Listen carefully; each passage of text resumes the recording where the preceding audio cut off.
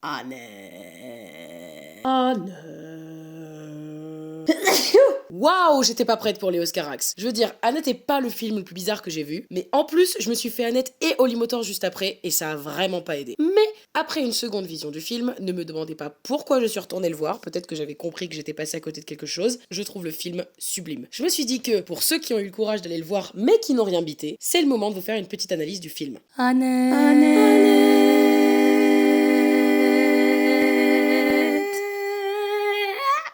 Mais d'abord, il faut qu'on parle de ce très cher Léos. Léos Carax, c'est ça.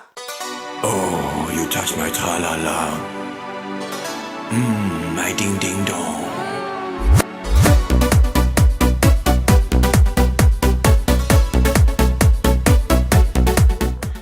Ouais, je sais. Je crois qu'au fond, j'aime me torturer. Revenons à nos renards. Parlons désormais d'Annette, cette comédie musicale qui nous emmène dans l'univers tordu et pourtant poétique de Carax. C'est presque l'histoire de Barbie et Ken, le bordel. Les deux sont beaux, famous, ils ont du talent, ils font des balades en moto, des parties de... Scrabble. Bref, c'est l'amour fou, du moins, c'est ce qu'on croit. Et non seulement l'arrivée d'Annette va tout bouleverser, mais en plus, on va enfin découvrir l'aspect sombre de leur relation et tous ses secrets. Ici Rox le Fox, et aujourd'hui, on va parler de cinéma.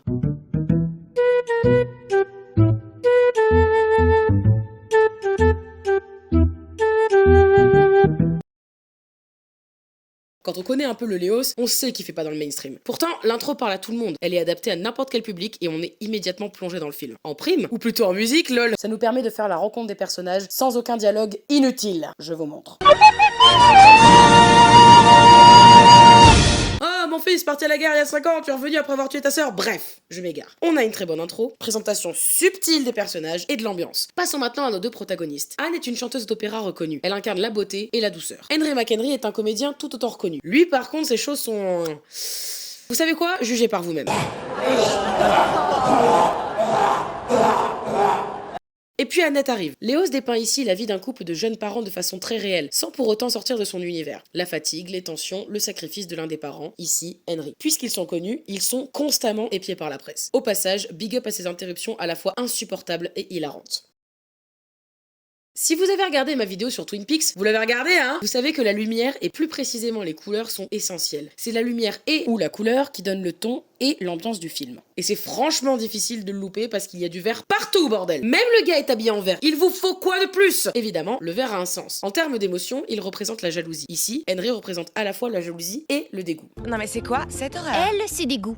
Elle est là pour empêcher Riley de s'empoisonner. Le bleu qui représente Anne. Personnellement, j'associe le bleu à la tristesse. Mais ce n'est pas ce qui colle le plus à notre personnage. Par contre, en histoire de l'art, le bleu représente la Vierge Marie, soit la sauveuse. Et là, ça correspond à Anne, qui essaie de désespérément sauver son couple. Et alors là aussi, on a la blinde de bleu, on s'en prend plein les yeux, c'est violent. Bref. Ainsi, l'idée qu'on avait du couple parfait se défait petit à petit. Henry est jaloux et dégoûté de lui-même, Anne l'aime et veut sauver ce qu'ils ont. Nous avons également le jaune, qui représente la trahison. Mais aussi, dans l'histoire de l'art, encore une fois, Judas. Est-ce que vraiment j'ai besoin de vous expliquer qui est Judas? Je ne le ferai pas. Et ce qui est très intéressant, c'est que nous savons directement qui va être lié à cette trahison. Sur cette scène, le jaune, trahison. Disgrâce. Et le bleu, Anne. Anne va être trahie par Henry. Et puis le rouge qui représente la colère, tout simplement. Et je vous donne en 1000 qui s'approprie la colère. Hein? Vous aviez deviné? Tu m'étonnes. Bref, dans le point numéro 1, je vais vous parler de l'introduction des personnages. Et vous avez dû noter qu'il y en avait un troisième, dont je vais vous parler maintenant, car il est important pour la suite.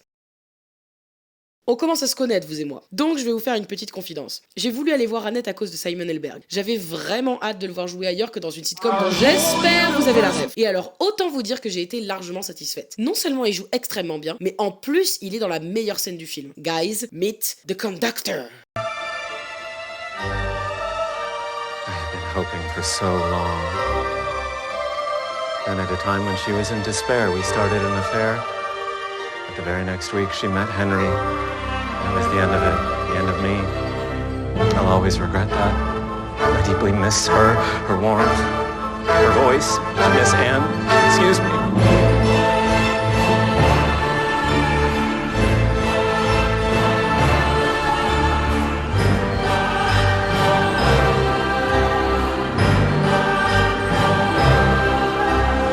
I'm not crying, you are! Passons désormais à Annette. Alors déjà, c'est quoi ça? Non mais moi je sors un truc comme ça de ma...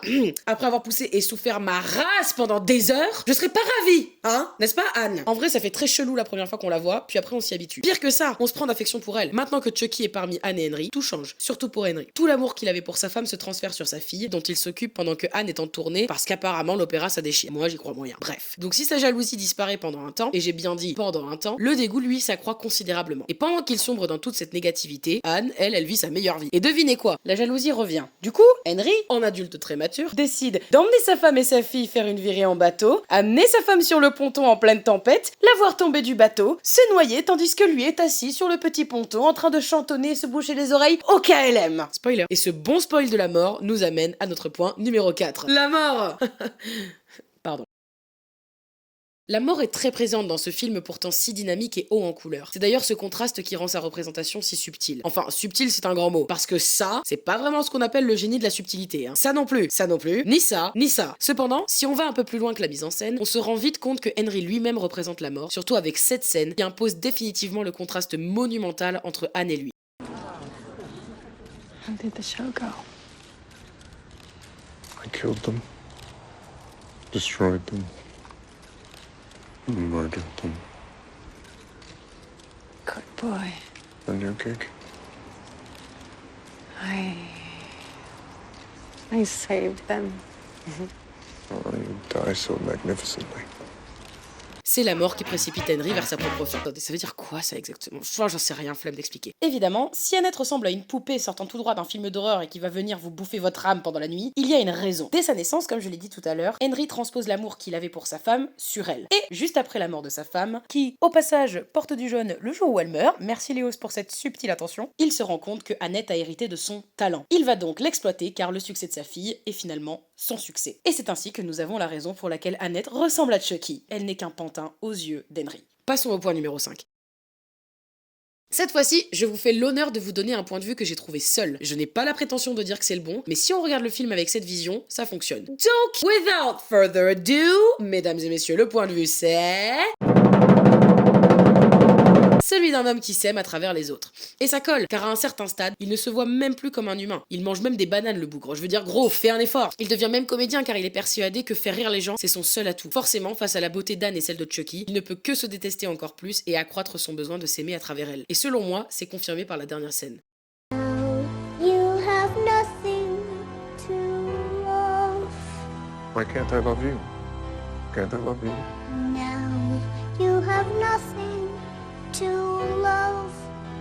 Voilà, c'était mon analyse d'Annette qui a été une véritable surprise car j'ai eu deux avis extrêmement différents entre le premier et le second visionnage. Je vous conseille vivement de le voir au cinéma car sur petit écran vous risquez de ne vraiment pas comprendre ce que vous foutez là. J'espère que cette seconde vidéo vous aura plu. N'hésitez pas à donner votre avis en commentaire. Bisous la mif.